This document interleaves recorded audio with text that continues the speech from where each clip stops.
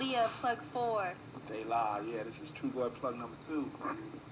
Boss plug 1. Maceo plug 3. Yeah.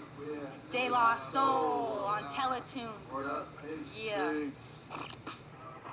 Hey, welcome to this edition of Teletunes. Well, that was De La Soul that we started out tonight's show with, and De La Soul, coincidentally, was one of the bigger acts at the 1996 KTCL Big Adventure at Fiddler's Green, and we are backstage with the guys from De La Soul. So first of all, how you doing, y'all? My name is Dave, plug number 2.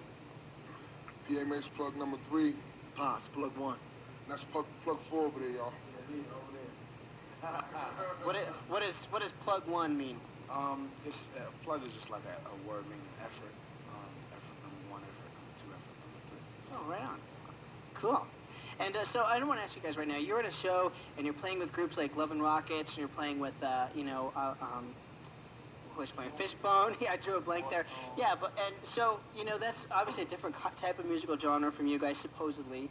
And why do you run in those circles, and how do you think it affects your audience? Well, it's kind of cool. I mean, for one, we find ourselves fans of some of these bands sometimes. See them on MTV, and just opening, I guess, our minds and broadening, the type of music that we listen to. So it's cool for us to even check out some of the bands that we, admire.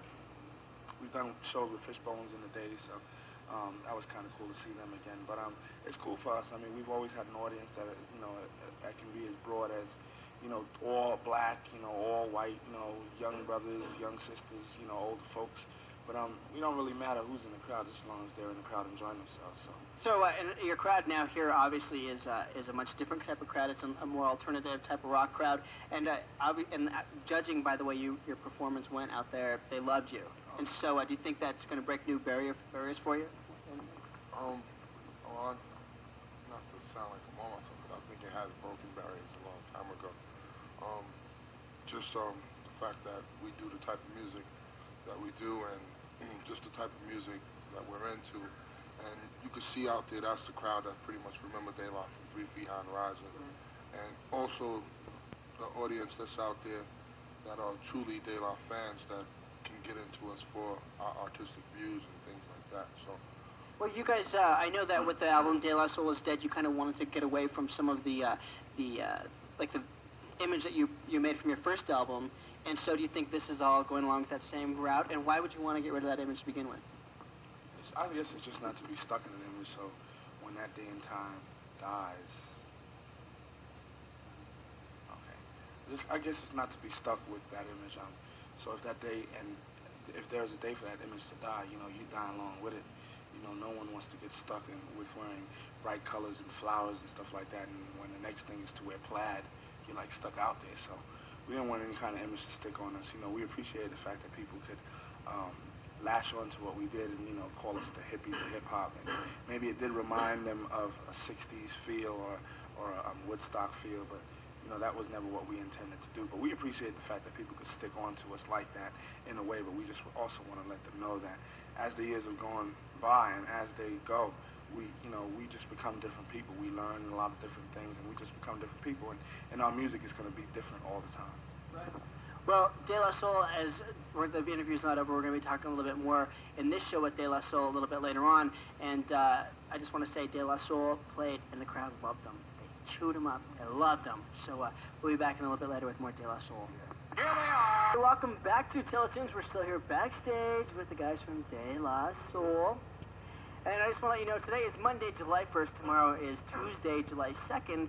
And if you're a big De La Soul fan, well, tomorrow is a prime day for you to head on out to the record store because De La Soul's new album called Steak is High, that is going to be hitting the stores tomorrow.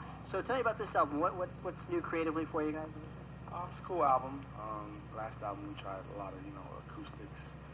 Had a lot of people playing live, from jazz musicians to, everyday bass players, whatever. This album is more or less a 90s feel. What does 90s feel? Rough beats, nice melodic tunes, but definitely that tough bass line behind it to support it.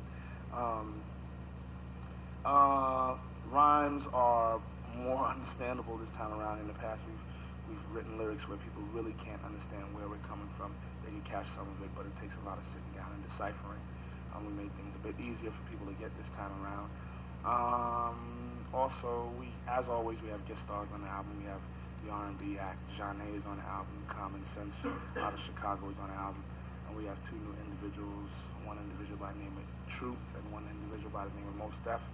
Just spreading some new talent on the album. And you guys have been featured on somebody else's album, as a matter of fact, or in a video. You're going to be in the Fuji's new video for, Yeah. Is that right?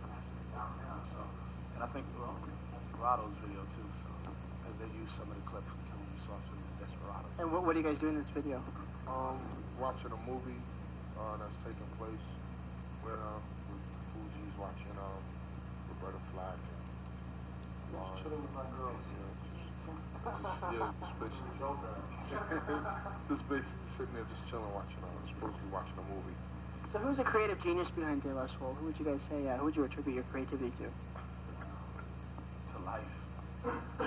That's, we try to not mimic what life is about, but more or less, try to relay what we've seen in life, and that's what we attribute all we do, Artistically, we put our heads together and become, a unit. So it's a team effort. Oh, definitely, yeah. And one last question before we get, do you think hip-hop is on the way out, or what do you think about that? Hip-hop is here to stay. It's a bit stagnated right now, but we're not here to change what's going on, just hope bring a balance to what's happening. I mean, over the years, you had all this gangster, negative stuff being promoted, and now we're just trying to bring a balance back to the music, with groups such as, us, Fuji's, Tribe Called Quest, Jungle Brothers, Goody Mob, The Roots, and loads of others. So the market's still there? Yeah, I definitely believe the market is there, and I think the people, bottom line, just ready for something different, want a little change in what's going on right now. Well, they've been trendsetters for years, as a matter of fact. De La Soul is still breaking down barriers and still setting the trend for lots of popular new music. Here's their new album. Here's a new song from the new album, The Stakes is High. Second. Tomorrow. Second. Tomorrow. Yeah, stakes is high. So go on out there. Rap in the 90s.